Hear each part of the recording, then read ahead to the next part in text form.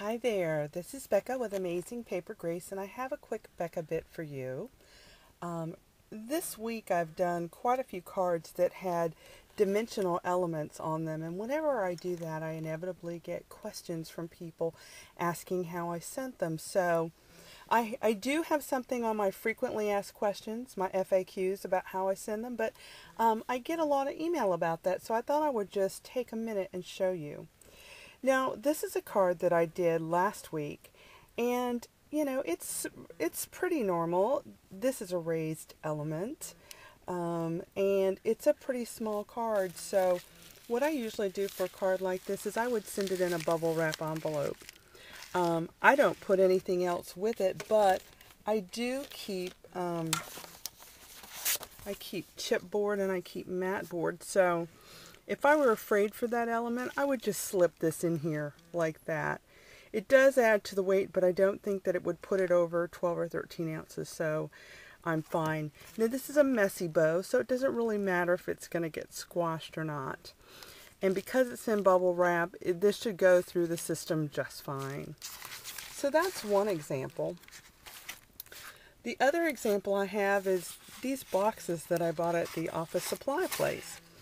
So if I were to have a big bow, I would just simply send the card in a box like that I would then take and put into a bubble wrap envelope. So that's another example. And then the third example is something that has a big bow on it. I actually have a card that I'm getting ready to send off for a board, and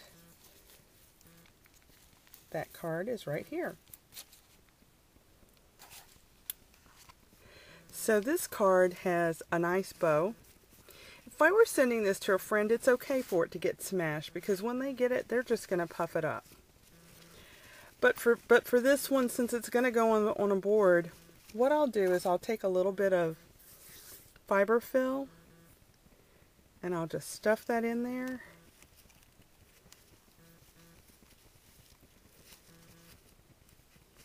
And then I do that with all sides, and then I have a little sign that says remove stuffing, so that they'll do that. And then I simply take it, and here again I would send this in a bubble wrap envelope.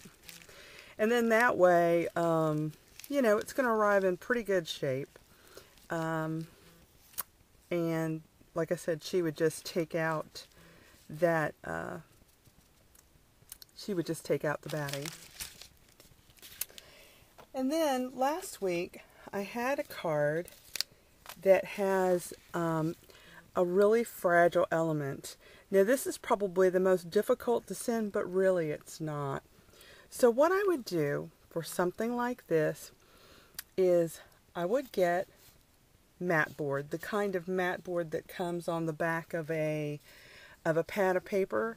Cut a strip, however high I need it, and then tape it into a circle. And it's going to be a circle that's just going to fit right down around there. So that's pretty much it. Now that is going to go into a bubble wrap envelope. And if this envelope is, doesn't have enough space to accommodate that ring, then I'm going to put it in here. If it seems like it's going to move around, then I'll just take some of the white low-tack masking tape that I have. I'll tack that down, and then I'll put that in there. So when this gets to the recipient, they just discard that, and then this delicate element is preserved. So I just wanted to show you that. A good deal of the time when I'm sending cards, they're enclosed in a box because there's a gift going with them, or there's something else going with them. So that's my favorite way. And I would generally pair up something like that with, a gift that's in a box with a big bow, or a delicate element like this where I know they're not going to move around in the box. So in a nutshell, that's it. So many of you are curious and ask me all the time. So I've never had anyone to say that they didn't receive my card in good shape. So I encourage you to give this a try and send out what you make. I'll see you soon.